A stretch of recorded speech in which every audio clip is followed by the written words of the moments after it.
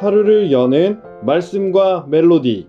높은 뜻 하늘교회 아침 예배.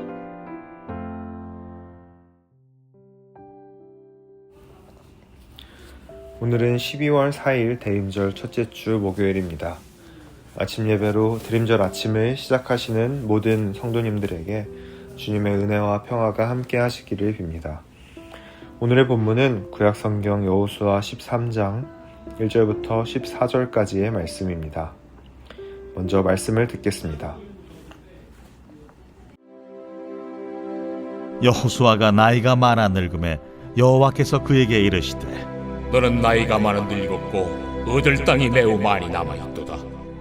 이 남은 땅은 이러하니 블레셋 사람의 모든 지역과 그술 족속의 모든 지역 곧 애굽 앞 시올 시내에서부터 가나안 사람에게 속한 북쪽 에그론 경계까지와 블레셋 사람의 5 통치자들의 땅 곧 가사 족속과 아스돗 족속과 아스글론 족속과 가드 족속과 에그론 족속과 또 남쪽 아위 족속의 땅과 또 가나안 족속의 모든 땅과 시돈 사람에게 속한 무아라와 아무리 족속의 경계 아벡까지와 또 그발 족속의 땅과 해 뜨는 곳에 온 레바논 곧 헤르몬 산 아래 바알갓에서부터 하맛에 들어가는 곳까지와 또 레바논에서부터 미스르본 마임까지 산지의 모든 주민 곧 모든 시돈 사람의 땅이라.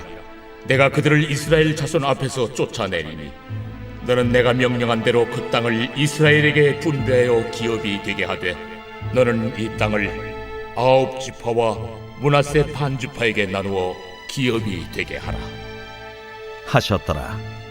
므낫세 반 지파와 함께 르우벤 족속과 갓 족속은 요단 저편 동쪽에서 그들의 기업을 모세에게 받았는데 여호와의 종 모세가 그들에게 준 것은 이러하니 곧 아르논 골짜기가에 있는 아로엘에서부터 골짜기 가운데에 있는 성읍과 디본까지 이르는 메드바 온 평지와 헤스본에서 다스리던 아모리 족속의 왕 시혼의 모든 성읍 곧 암몬 자손의 경계까지와 길르앗과 및 그술 족속과 마가 족속의 지역과 온 헤르몬 산과 살르가까지 온 바산 곧 르바의 남은 족속으로서 아스다롯과 에드레이에서 다스리던 바산 왕 옥의 온 나라라. 모세가 이 땅의 사람들을 쳐서 쫓아냈어도 그술 족속과 마아갓 족속은 이스라엘 자손이 쫓아내지 아니하였으므로 그술과 마아갓이 오늘까지 이스라엘 가운데에서 거주하니라. 오직 레위 지파에게는 여호수아가 기업으로 준 것이 없었으니 이는 그에게 말씀하신 것과 같이 이스라엘의 하나님 여호와께 드리는 화제물이 그들의 기업이 되었음이더라. 앞서 여호수아 11장 23절에서는 모든 땅을 정복했고 하나님이 약속하신 땅에서의 전쟁이 그쳤다고 말씀하고 있습니다. 그러나 오늘 말씀 1절은 앞선 결론과는 사뭇 다른 느낌의 말씀입니다. 하나님은 나이가 든 여호수아에게 이렇게 말씀합니다. 너는 늙었고 나이가 많은데 정복해야 할 땅은 아직도 많이 남아있다. 이어지는 말씀들은 정복해야 할 땅 목록입니다. 전쟁이 그쳤고 평화가 찾아왔다는 바로 앞 말씀의 선언이 무색할 정도로 많은 지역을 언급하고 있습니다. 그러니 여호수아가 행했던 전쟁은 모두 마쳤지만 여전히 정복해야 할 곳들은 남아있는 상황이라는 것을 알 수 있습니다. 그러니 이스라엘은 약속의 땅을 선물 받았지만 그 선물은 완전한 형태로 누리기만 하면 되는 나라를 받은 것이 아니었습니다. 하나님의 선물은 정복할 책임과 함께 주어졌습니다.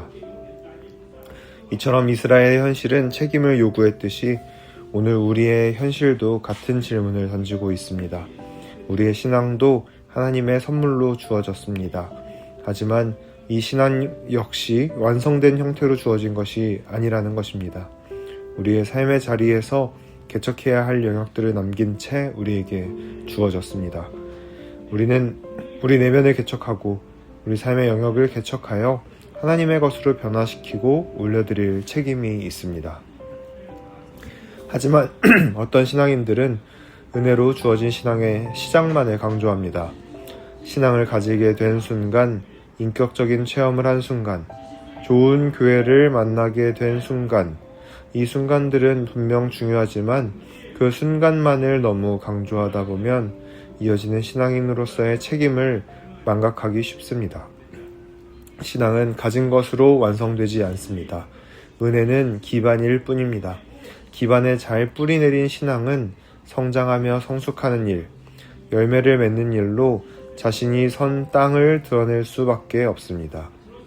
그러나 우리가 선 땅을 자랑하는 일은 익숙하지만 우리의 삶으로 우리가 선 땅을 드러내는 일은 익숙하지 않습니다. 우리가 속한 곳이 어디인가 보다 더 중요한 것은 우리가 어떤 사람으로, 어떤 신앙인으로 살고 있는가입니다. 그리스도인이 되었냐 아니냐보다 그리스도인으로 성숙해가고 있느냐가 더 중요합니다. 모세와 여호수아를 통해 이스라엘의 기초를 내신 하나님은 이제 그 유산에 뿌리 내린 채로 다른 영역들을 정복해 나가야 함을 말씀합니다. 이스라엘에게 약속의 땅은 선물이자 동시에 사명이기도 합니다. 그렇다면 우리 그리스도인들의 선물인 예수 그리스도 또한 우리의 사명입니다.